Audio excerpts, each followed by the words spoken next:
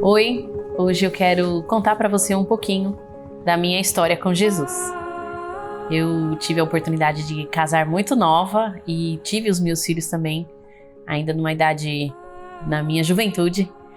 E o casamento foi uma experiência extraordinária na minha vida e eu tive a oportunidade de ter o meu filho, o primeiro, Lucas Samuel.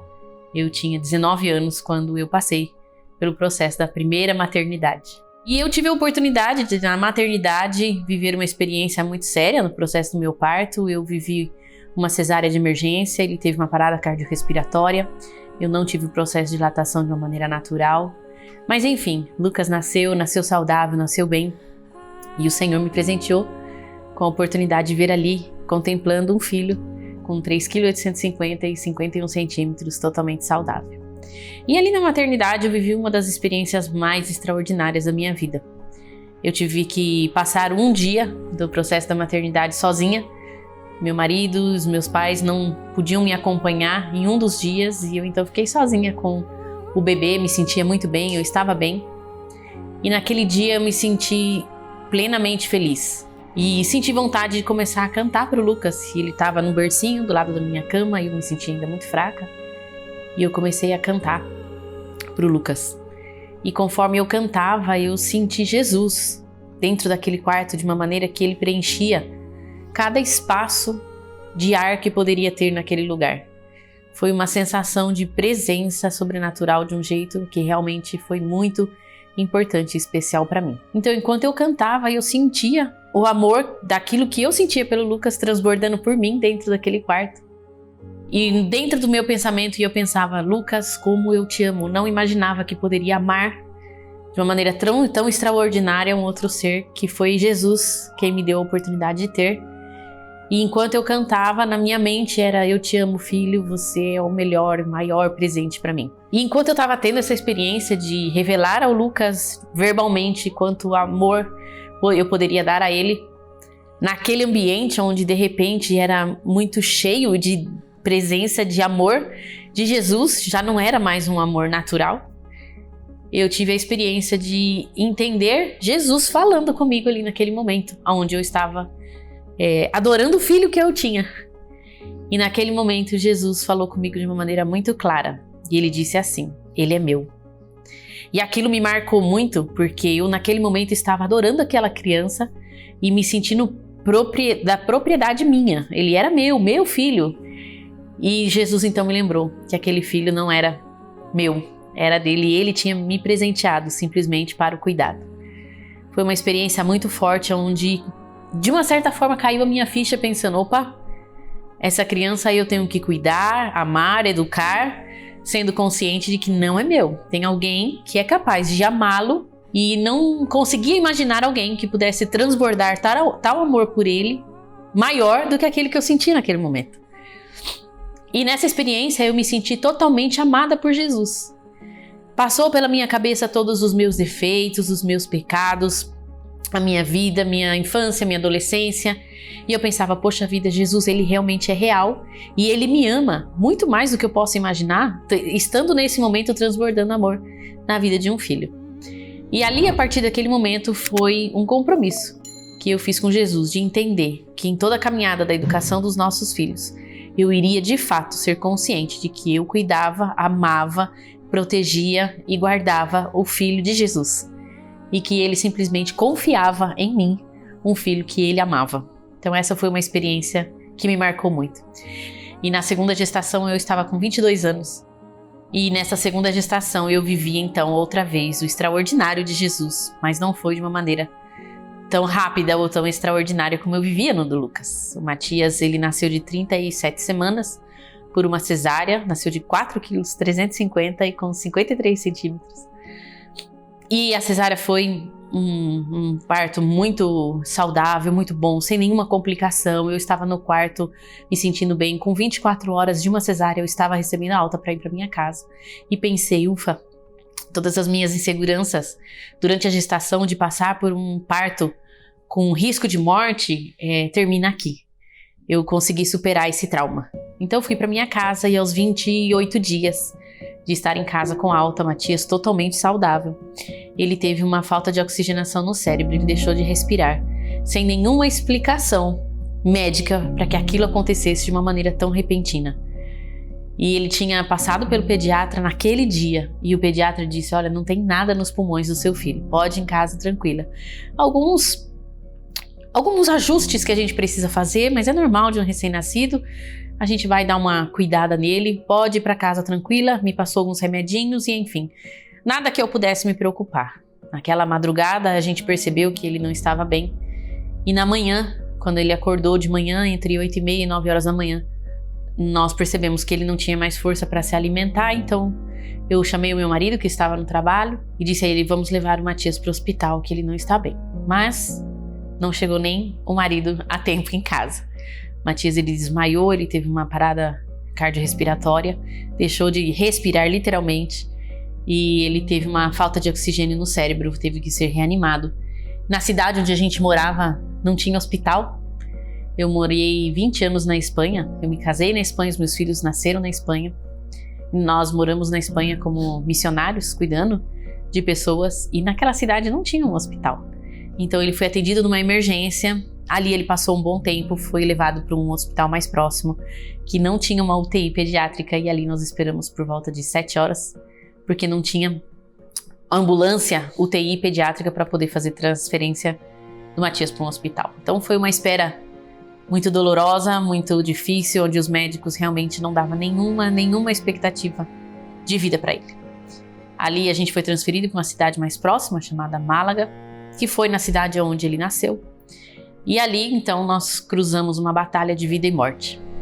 Foram 19 dias na UTI em coma, e nesses 19 dias de UTI, ele não apresentava nenhuma melhora. Ele piorava em questão de horas. Então, ele teve os 2 pulmões tomados, a infecção passou para a corrente sanguínea, ele teve o rim afetado, e o médico disse que o seguinte passo seria os órgãos serem afetados. E ao mesmo tempo que aquilo era muito doloroso pra gente, nós sentimos a confiança daquele Jesus que uma vez me disse: ele é meu. Jesus o amava muito mais que eu. Então em nenhum momento da minha vida eu quis questionar: por que Deus? Por que isso acontece comigo? Por que eu sofro tanto? Porque o sofrimento, ele faz parte da nossa caminhada. Acontece que Jesus, ele promete caminhar com a gente em todas as nossas experiências constantemente. Então eu não sei se você já parou para pensar no seu próprio sofrimento. Talvez você está me escutando e pensando assim: poxa, o meu sofrimento, ele não tem nenhuma resposta. Mas Jesus não te abandona no momento do sofrimento. Ele prometeu, e de fato ele cumpre o que promete: caminhar com você sempre. Não são as circunstâncias que determinam em quão próximo Jesus pode estar de você. Ele decidiu estar com você. Acontece que se você quiser a sua companhia, você vai desfrutar de um relacionamento, de um amigo que realmente, de fato, vai fazer a diferença na sua vida. Mas enfim, ali estava eu, 19 dias de UTI, onde os médicos não davam nenhum tipo de expectativa de vida para ele. Dizia que ele piorava, e piorava. E assim foi aqueles nossos dias. E nessas experiências, algumas pessoas nos acompanhavam e queriam nos consolar por aquela dor que nós sentíamos. E eu sempre dizia: o Matias não é meu, o Matias não é nosso. Então meu esposo, saindo da UTI a mais ou menos 2h30 da minha casa, íamos pegar o carro para voltar, pegar a estrada. Ele disse assim: amor, hoje nós vamos fazer a nossa oração de entrega do Matias. Vamos dizer a Jesus que o filho é dele e ele pode fazer o que ele quiser. Se ele quiser dar a vida para o Matias enquanto nós estamos vivos e ele viver na terra, nós vamos estar agradecidos. Mas se ele quiser o Matias novamente com ele, porque é dele, nós vamos estar agradecidos. Então nós vamos dizer isso para Jesus, que Jesus pode fazer com ele o que ele quiser, porque a decisão de Jesus vai ser melhor que a nossa.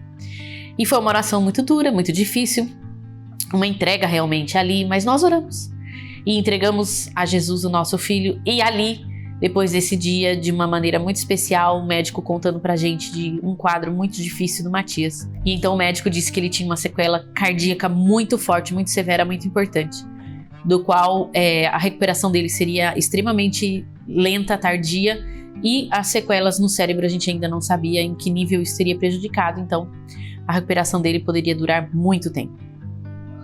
Decidiram então me internar, porque o Matias tirou a sonda, não comia, me internaram e o médico me disse na internação, sozinha, meus pais não estavam, estava só com meu esposo, um filho de 2 anos e meio. E o médico disse: você se prepare para vir, eu vou te internar nesse hospital, mas o seu prazo pode ser de até 6 meses. E eu não tinha nenhuma dor e nenhum sofrimento de dizer: ok, pode ser 6 meses, eu vou estar aqui para aquilo que Jesus quer fazer na vida dele. Eu internei no hospital. No meu primeiro dia de internação, eu peguei uma infecção da UTI. E então eu não podia tomar nenhum remédio, nenhum tratamento para poder amamentá-lo naquele processo. E 1 dia e meio depois, eles decidiram nos transferir da UTI para uma semi-UTI, onde eu pudesse ficar de fato internada com ele. E ali eu pudesse acompanhar toda a evolução dele, que seria lenta, segundo os médicos, e exigiria de mim muito aprendizado no cuidado do Matias. Nós passamos por uma semi-UTI. E 2 dias depois de estar ali naquela semi-UTI, o Matias recebeu uma alta. E essa alta aconteceu porque na noite o médico percebeu algo diferente nele. Não me disse o que era. Na manhã seguinte, ele me encaminhou para um médico especialista do coração e disse: faça alguns exames no Matias, porque tem algo aí que aconteceu e eu quero respaldar por algum laudo médico.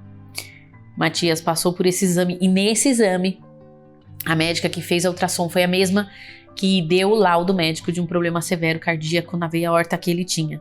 E ela então começou a chorar e disse: Sônia, esse coração não é o mesmo de que eu vi há 3 dias atrás. E naquele dia ela se emocionou, eu me emocionei e disse assim: porque Jesus pode dar a ele um coração novo e eu acredito que Jesus faz. E ela não me disse que daria alta, simplesmente me mandou para o meu quarto e lá eu cheguei e tinha mais ou menos uns 12 médicos me esperando. E então começaram a me contar tudo o que tinha acontecido com gráfico, desenhos, histórias. E eles sabiam que eu morava a 2h30 daquele hospital e ele disse: chama o seu esposo que hoje você vai receber alta, você vai voltar para sua casa. E aquilo foi tão estranho para mim, porque eu fui preparada para 6 meses e ali fazia 3 dias que eu estava ali. Eu disse: doutor, eu não tenho nenhuma pressa, eu vim para cuidar dele. E não precisa me dar alta, eu posso ficar aqui, eu consigo passar por isso. Ele disse: não, você não está entendendo. Alguma coisa extraordinária aconteceu e ele não está mais doente. O que ele tem são sequelas de alguém que ficou doente, mas ele não está mais doente. E você vai para casa hoje. Eu disse: qual será o tratamento que eu vou dar para ele? Ou que tipo de remédio ele vai tomar? Vocês imaginam minha cabeça naquele momento de 6 meses de recuperação e eu estava em 3 dias, me sentindo talvez um pouco irresponsável de querer levá-lo embora para casa daquele jeito. O médico disse: senta aqui. Me pediu para sentar do lado dele, ele estava sentado na cama do hospital. Você não está entendendo o que está acontecendo. Ele de fato não está doente. Você vai para casa e ele não vai levar nenhuma receita médica, não tem remédio para lá. Volte a fazer a sua vida normal, porque de uma maneira extraordinária ele sai daqui curado. Então ele me acompanhou durante aquele processo da UTI e eu disse para ele em um momento da UTI, quando ele chegou para mim emocionado e disse assim: mãe, não tem mais jeito. A medicina foi e fez tudo o que podia pelo seu filho, mas não tem mais jeito. E você precisa ser consciente disso. Naquele momento, daquela fala dele, eu disse assim: doutor, daqui para frente, Jesus pode fazer. Porque se a medicina não pode mais, eu sei que Jesus pode. E ele disse: você precisa ter muita fé para pensar algo assim. Eu disse: não, a fé eu tenho em Jesus. O senhor faz a sua parte como médico e a fé você pode deixar, que eu confio em Jesus. Naquele momento da alta, quando ele disse: ele vai para casa curado. Então eu pude contar para ele um pouquinho daquele Jesus que eu tinha no meu coração. Eu disse: doutor, depois que a medicina não pode fazer, Jesus pode. E então naquele dia nós fomos para casa com o Matias. E os médicos procuraram durante 2 anos e meio onde estava a sequela dele. Poderia ser sequela neurológica, podia ser sequela cardíaca, e eles tinham certeza que seria uma sequela pulmonar. E eles me diziam: ele nunca mais vai poder fazer exercícios físicos, correr ou respirar igual. Isso não vai acontecer mais, o pulmão dele não é mais o mesmo. E o Matias é uma pessoa totalmente saudável, ele nunca mais precisou voltar para um hospital. E a história se resume num Jesus que de fato funciona. Eu confiei que Jesus poderia fazer, e não porque eu esperava que Jesus poderia, de uma maneira milagrosa, curá-lo, ainda que eu confiava que isso de fato Jesus poderia fazer, mas porque eu tinha aprendido que os meus filhos não era meu, era dele. E que naquele aprendizado eu entendia que ele entendia perfeitamente as minhas dores e o meu sofrimento, e que ele era capaz de fazer. E que se ele não fizesse, não era porque ele não queria curá-lo, mas porque ele queria dar ao Matias um lugar extraordinariamente melhor. Essa deve ser a nossa esperança, caminhar nessa vida entendendo que Jesus, aquele que nos ama perfeitamente, que transborda o seu amor de tal maneira que morreu numa cruz e disse: olha, eu vou morrer porque você merece um céu extraordinário, um lugar que nada tem a ver com essa terra. E eu sou capaz de fazer isso transbordando esse amor por você. E ali naquela história de Jesus que você pode encontrar na Bíblia, está registrado o meu nome, está registrado o nome do Matias, está registrado o seu nome ali. Todos nós estamos incluídos nesse sacrifício de Jesus. E ele realmente, de fato, promete um lugar muito especial pra gente e não quer deixar ninguém de fora. Então, se você vive momentos de dor, de dificuldade, de sofrimento, talvez falta de cura, perdeu alguém numa doença interminável e se sentiu abandonado por Jesus, entenda que as pessoas que você ama, Jesus ainda os ama mais. E se Jesus os ama mais, Ele é capaz de dar a todos eles a experiência da eternidade. Eu quero te animar a conhecer esse Jesus, porque Ele de fato funciona.